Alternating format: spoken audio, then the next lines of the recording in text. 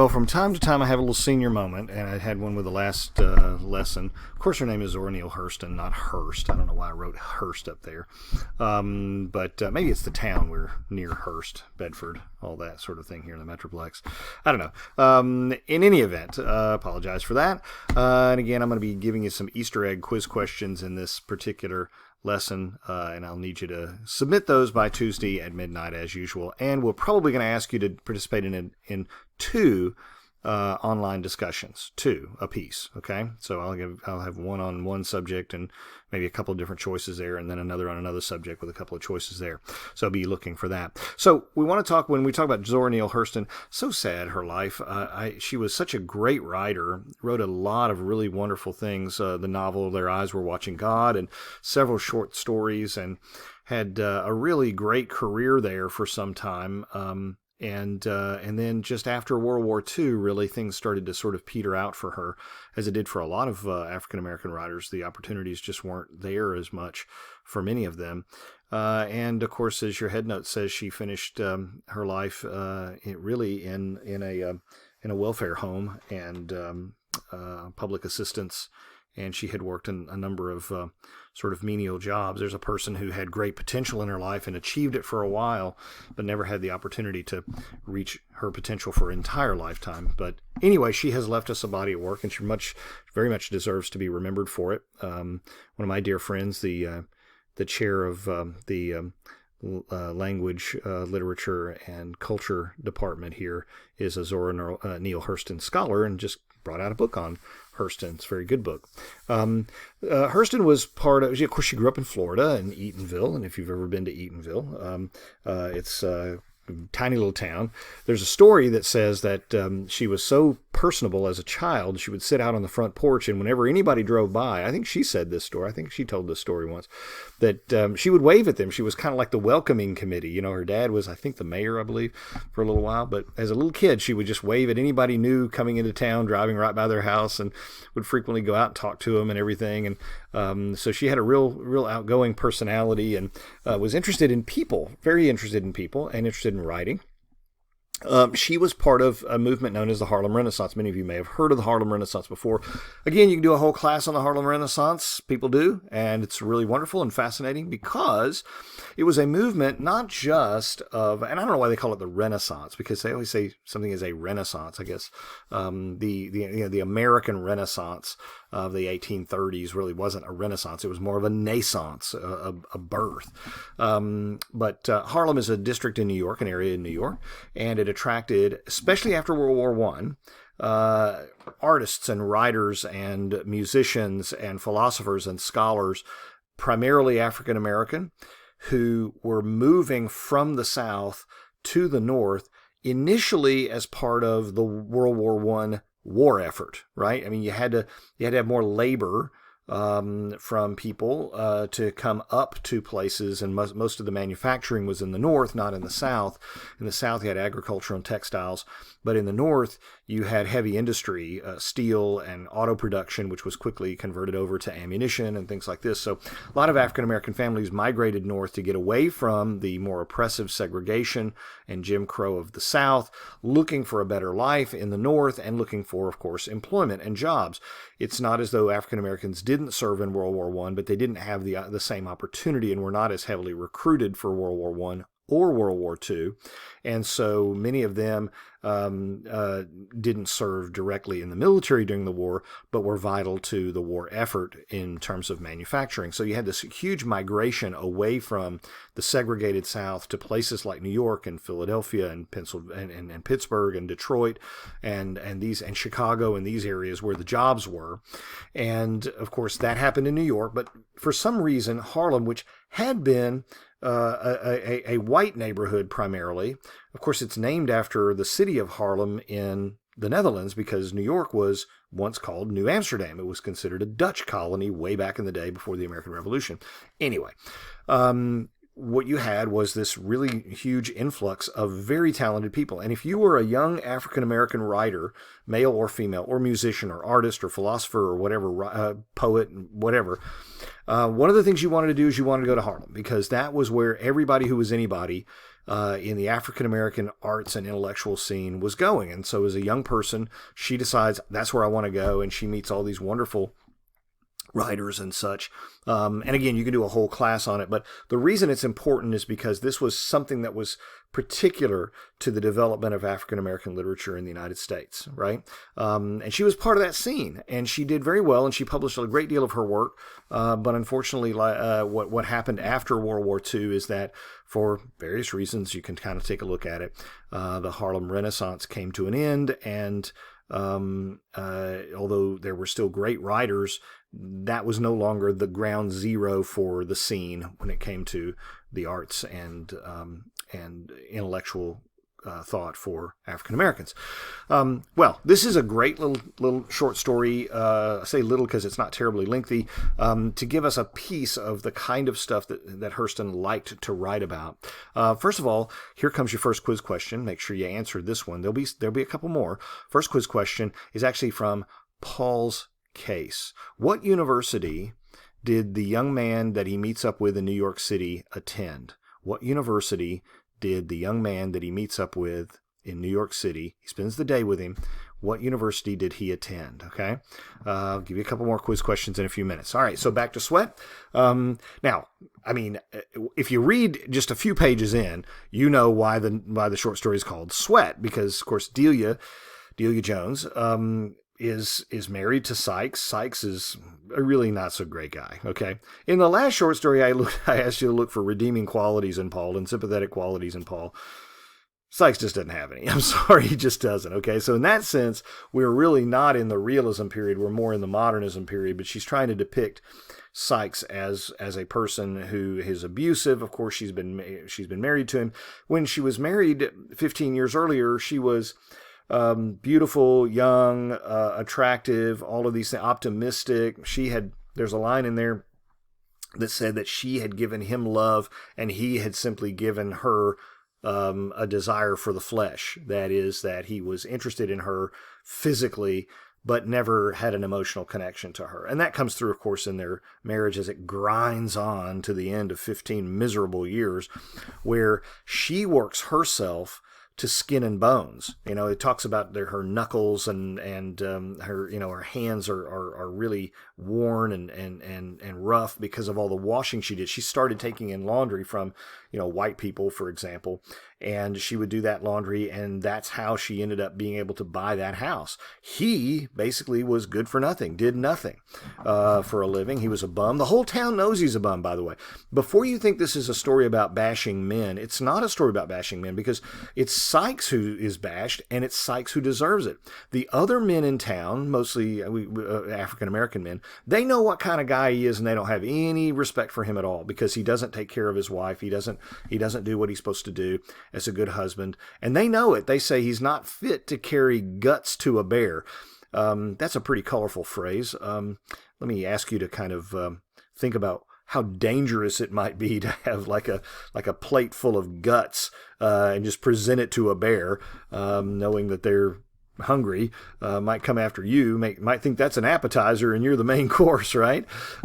So they're very colorful in their disdain for him. They know what he's doing. They know what he's doing with this woman, running around with this woman not even behind Delia's back, in front of her face, buying things for her, doing things for her. He's keeping her on the other side of town. And with whose money, for example? She's the only one who really earns money. He doesn't even have a decent job, or any job for that matter. So everything that they own, she's paid for. Everything that he's spending on his, you know, side chick, if you want to call her that, she's paying for. It's just really awful. And the worst part about it, of course, is he plans to scare her out of that home so that he can move his hoe in there with him and give this new woman the house that his wife paid for. Now, she kind of doesn't have a plan to deal with that other than, I'm not going to let that happen. But she never formulates any kind of plan about it. The house, of course, you know, I ask, what does Sweat tell us about Delia Jones? It's another sort of portrait or case study or a profile of a certain type of individual, the kind of tough, enduring individual African American woman who overcomes all kinds of odds and is determined to have a good life for herself no matter what. She's very religious. She goes to church. He criticizes her for hypocrisy. You go to church and then you go and do work and you're not supposed to be working on the Sabbath. Well, let's talk about how you should be working the other 6 days of the week and you aren't, you lazy bum. But it doesn't occur to him. He just looks for anything he can to take a poke at her, if he can. And that's all about Sykes. And their community, of course, knows the whole thing. By the way, this woman he's running around with, there's only one place in town that'll let her stay. In fact, Bertha's only got one option as to where she can stay because nobody else wants to have anything. So it's not as though the community endorses Sykes at all. No way. It's just, are they going to do something about what Sykes is doing? And there really isn't anything there. Of course, that's necessary for the dramatic tension to be established there. If they were to intervene, you wouldn't have a short story. If Sykes were to become a better person, you wouldn't have a short story. If Bertha were to get hit by a bus, you wouldn't have a short story. So you have to have this kind of, people are unwilling to do anything about it. Sykes is the way he is. Delia is determined but has no plan. What's going to happen? Okay. So, and then of course you get the main thing there with the rattlesnake, etc. He likes to scare people. He wants to scare her. He sees how scared she is of rattlesnakes and he figures, now that's a way I can get her out of there. I'll make her think that there's snakes in the house and I'll show her one and I'll scare her so that she'll run away from her own house. And it kind of works in a bit. She stays up in the barn when she sees the snake in the basket and the snake gets out of the basket and she runs out of the house with the lamp, and the lamp that was on in the house, she leaves the door open, the wind blows it out, right? These are like oil lamps, right? And you have to have a match to strike it, and they're like a little glass container, and the oil's down in the bottom. So the house is pitch black, and there's a snake in it, okay? Now, it's important that it's a rattlesnake because you can get to hear the rattlesnake when you're close to it. And, there's an old legend that says that rattlesnakes are like ventriloquists. Sometimes you think they're over here, but sometimes they sound like they're over here, but they're actually over there, right? So it can be tricky. Like, where is that rattle? Is it in front of me? Is it behind me? And then when it's dark, it's even worse, right? Because you can't even see them. So there's the setup, right? And so the thing that it comes down to is this question of, here comes Sykes. He's coming home. He's had something to drink, always. And he goes into the house. And once he's in the dark house, suddenly, and he's looking for a match, suddenly he hears the rattlesnake. Okay? And he has no clue where that is. She's in the barn. He's there. He has no clue where that rattlesnake is. So he's going to have to figure out, how do I go? Which way do I go? What do I do? If I go one direction and I run right into it, I'm in trouble. If I go another direction and I leave it behind, I'm good. So he ends up basically running and jumping onto the bed. Bad choice, right? Very bad choice. He is apparently bitten in the neck, which means it's probably going into his artery and it's going to kill him fast. And you get this horrifying scene at the very end of the piece. He crept an inch or two toward her, so she's outside. She's hearing him, yelling and screaming, and she hears the rattle of the rattlesnake, etc. And she's kind of creeping her way towards at daybreak, to kind of look, but she's still scared. But at the same time, watch her reaction, because there's an ethical issue here, right, that you got to think about. We had that with the Mary Wilkins Freeman piece, and all of that. But he crept an inch or two toward her, all that he was able, and she saw his horribly swollen neck and his one open eye shining with hope. A surge of pity too strong to support bore her away from that eye that could not fall to see the tubs, right? Failed to see the tubs. My eyesight itself is not holding up here. What does his one working eye see? The tubs. What tubs? The tubs that she does the laundry with, right? And that, is what's responsible for the house itself. He would see the oil lamp. Orlando with its doctors was too far. She could scarcely reach the chinaberry tree where she waited in the growing heat, while inside she knew the cold river was creeping up and up to extinguish that eye, which must know by now that she knew. Okay, so that's the end of the story there. The eye that must know by now that she knew. His final sort of consciousness is seeing her, and she's just watching him die. She's not running to help him. Now, interesting thing here. On the one hand, narrator's careful to say Orlando's too far away. By the time they got a doctor there, he probably wasn't going to live anyway, right? On the other hand, initially, it seems it's fear that keeps her from coming to his aid. But as the story winds down, she's just looking at him. She doesn't say anything. She doesn't do anything. She just watches him die. He sees the tubs and it's like, why, she'll help me. She'll help me. She'll help me. No. He then looks at her and sees she's not going to do a thing. His last dying glimpse is of her just standing there watching him die, without saying anything, without doing anything, without running for help, anything, which is pretty poignant, isn't it? It's pretty seriously kind of, I wouldn't say cold-blooded, but if anybody deserved it, it's Sykes, because he's kind of a jerk there. But he certainly is not somebody that it deserves that kind of pity or sympathy. What we saw in Kate Chopin's Story of an Hour is a character who struggled with this moral question, okay? With this moral question of, on the one hand, my husband died, I'm sad about that, but on the other hand, his death would actually liberate me to some extent. So there's this mixture of emotion there. And what we saw with Mary Wilkins Freeman, her story, Old Woman McGowan, is McGowan, is the issue of, well, she basically didn't intervene in her grandchild's death because she seemed to think that this was a better ending for her than what would happen if she lived in misery with Jim Willis. Make of that as you wish. So there's another ethical question there, and now you got this ethical question at the end of this story, and that is, even if it were impossible for her to get aid from Orlando, wouldn't you think it was important to try? But he's a horrible man. Well, I know, but wouldn't you think it's important to try? Or is it, you know what, you made your bed, quite literally, full of snakes, and now you get to lie in it, right?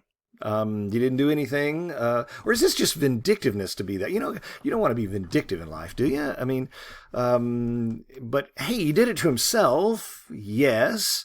So you see, there's this interesting sort of dynamic, because you could make an argument on either side and say, look, this man did what he did. He put the snake in there. He knew he was taking a risk. He should have known better. He was nothing but an abusive jerk. He was basically forcing this woman out of her home that she had paid for after 15 years of hard work and sweat.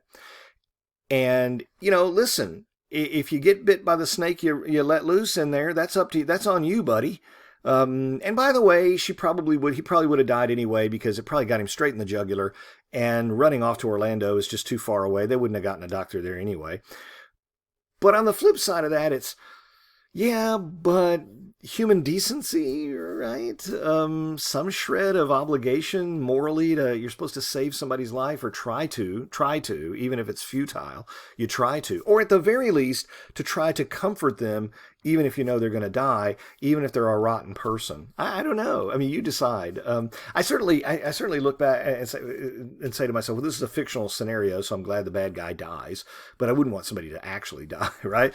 So each of these three short stories, right, with Kate Chopin and Louise, who's trying to figure out what to do with a character who is facing sort of these conflicting emotions about the death of her husband. Well, ends up she doesn't have to do anything because she keels over and dies. Okay, so problem solved on one level, right?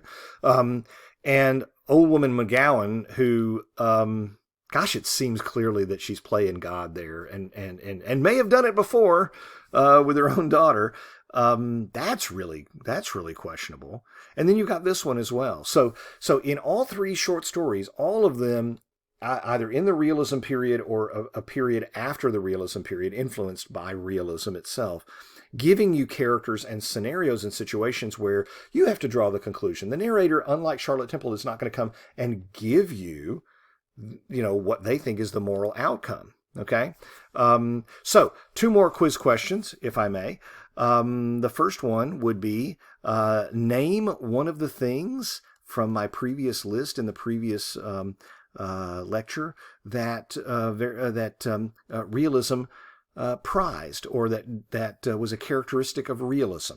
All right, name something that was a characteristic of realism. And then the final or third quiz question for you, send these again, all 3 of them, to my email by Tuesday night, would be, where does Delia hide after running out of the house when she discovers that Sykes had put the snake in there? Where does she go to hide? She goes to hide. She runs away because she's scared of the snake in the house. Where does she go and hide there for the night? Okay, or through most of the night. Right. So there'll be a couple of discussion prompts I want you to respond to, not just one this time. And then you got the 3 quiz questions, and we'll see you on Thursday.